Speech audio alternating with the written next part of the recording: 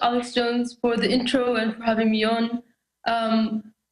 Well, my family wasn't so much kicked out, but you could definitely say that they were kicked out of government, but we're not kicked out of the country. Though we left, because there was problems inside the country. No one can say that there wasn't any corruption in the government, and you can't say that there wasn't a dictatorship. But at the same time, Syria is not as bad as they're trying to make it look like, with constant torture of children and all these tsunami of lies, as was described by the foreign minister, against the country. And I think it's obvious that NATO powers have been, for the last 2 years now, trying in their media and in their vocalization by the government, like Clinton and Obama at the UN, trying to stir up the tension inside Syria, trying to create a civil war,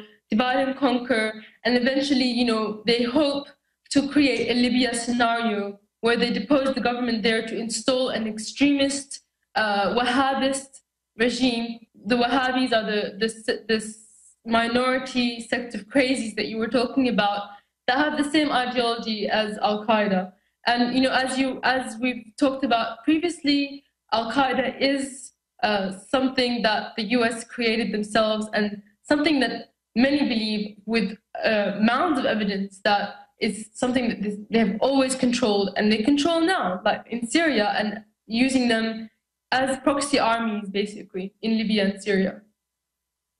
And now, terrorist groups in Syria, it's very funny now to see, after 2 years of their terrorist activity, the US is now, it's become so obvious that they have to come out and say, oh wait, yeah, they are a terrorist group. And this is to provide plausible deniability. And of course, they're going to probably use these groups later to maybe create another 9/11. Potentially the US people would be sick of these wars, and then they'd have to be shown that they're being under attack, again. So I think that it's a perpetual cycle. And we can see that, they use the same technique in Afghanistan, they're using it in Syria now by funding terrorism. They're also using the same talking points that they have in Iraq by talking about chemical weapons being used by a big bad dictator.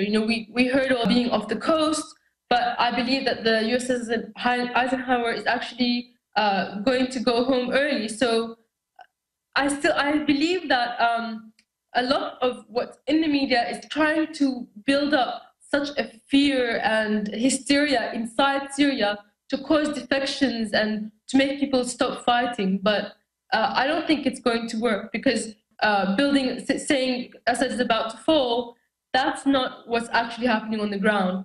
And maybe this is a dangerous situation. Launch chemical weapons at Turkey, they can just let the insurgents or terrorists inside Syria use the chemical weapons themselves. And actually, there was a video that came out of Turkey's been smuggling arms into Syria. So it's absolutely, there's a potential to for them to just carry out a chemical weapons attack and use that as a pretext for intervention. They're looking for a way in always. They're setting up all of the. They're setting things up to attack. Basically. And the prostitute meet. I've heard such terrible stories about people being stopped at the side of the road and being basically beheaded or shot based on their sect. So it's happening all over the place. Well, there's videos of it. I think the Patriot missiles is a step to create that no-fly zone, buffer zone that they keep talking about. Obviously, because their proxy insurgent army isn't getting the results that they hope for after 2 years. They need to protect them from air assault, and the Patriot missiles is a step to that. But on the other hand, the more that the US arms their side, because it's like a proxy war, as you say, Russia's going to arm the other side, and this is unverified reports, but in Lebanese media, the magazine Mayadeen reported that Russia has given Syria Iskander missiles in response to the Patriot missiles. So again, it's like steps towards a third world war. I know that in the media, Russia, you can't really read which way it's going, but I think that it's very plausible that Syria now has Iskander missiles in its wares, because where else would the reports come from?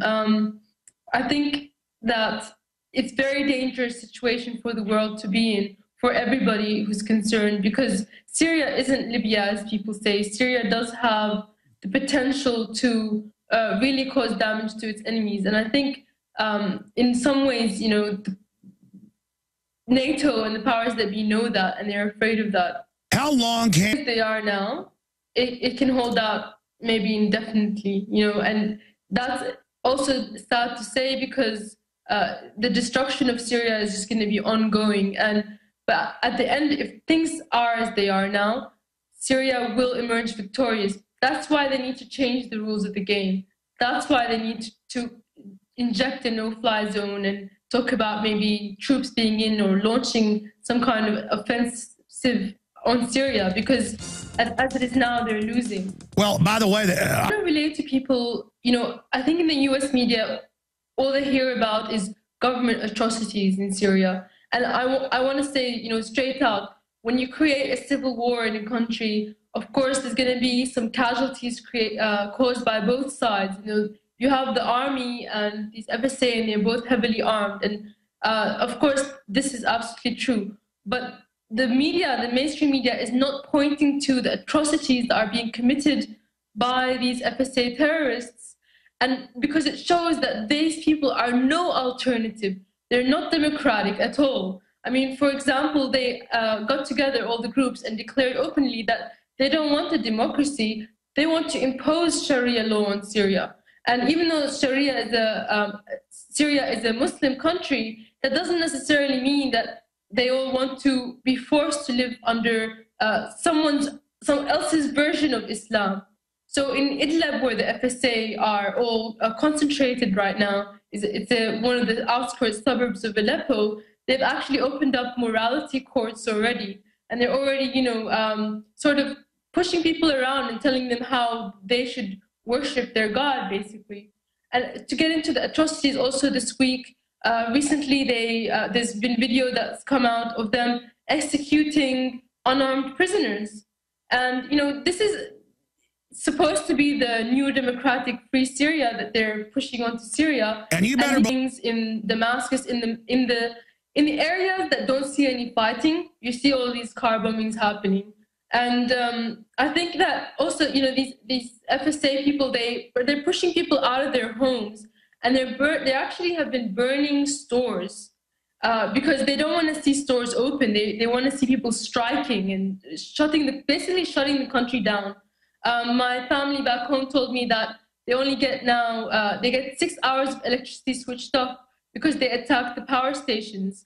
Also, you know, they launched mortars at peaceful areas and recently killed 9 students and a teacher because of the mortars. So also when they burned, but the people, you know, they're still very resilient. When they burnt all these stores, they've gone into the areas that are controlled by the army and set up the stores again in a makeshift way. And you can see videos of that on a website called Syrian News CC. It's just very courageous and heartwarming to see people, you know, still going strong, and the economy still going. That's what I was going to ask you. What about the Syrians themselves? And the globalists. So Syrian people, putting aside what you believe of your government, when your country is directly under attack and your families are threatened, you have to rely on your army to defend you. And Syrian people, you know, no matter what they think of their government, they're going to support the soldiers that are not going out and attacking other nations, but they're defending the homeland. So, yeah, the Syrians are fighting hard.